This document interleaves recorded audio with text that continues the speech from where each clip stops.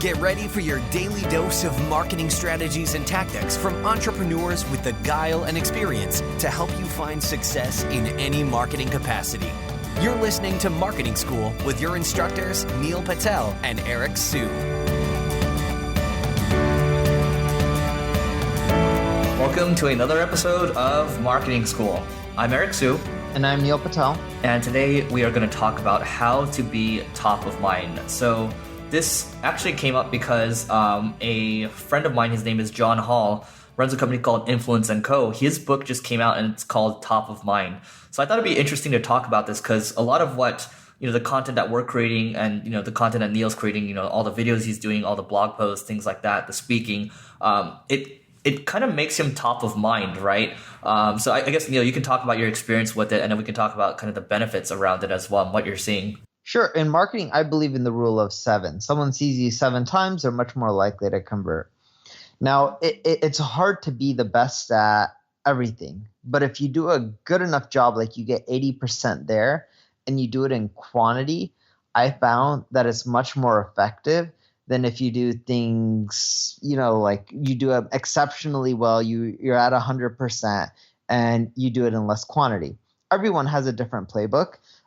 For example, a good friend of mine, Brian Dean from Backlinko, he does blog posts, but he doesn't write as frequently as me. And his blog posts usually get more traffic than mine, but I beat him in quantity, right? So in total, I can get more traffic than him. But you have to keep in mind, I have a team and he doesn't. So it's kind of like cheating. And I've been an entrepreneur for a lot longer, so I have more resources at my fingertips than he does. Same with videos. I produce daily videos. He produces videos, let's say maybe once a month or once every few weeks. Each of his videos is higher quality than my videos, but because I'm producing so many, I'm able to eventually, I think I'll be able to beat him in quote unquote pure traffic, right?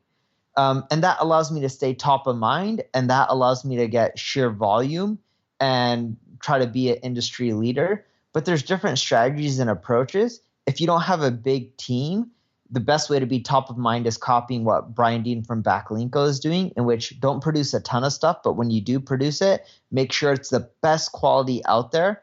And if you have resources like me, then instead of focusing on getting to 100% like Backlinko is, focus on getting to 80% and just doing it in quantity. And that's also like an example between HubSpot and Moz. If you look at Moz, their blog posts and content is way better than HubSpot, but I think HubSpot gets around like 3 to 4 times more traffic from Google per month purely because they have volume.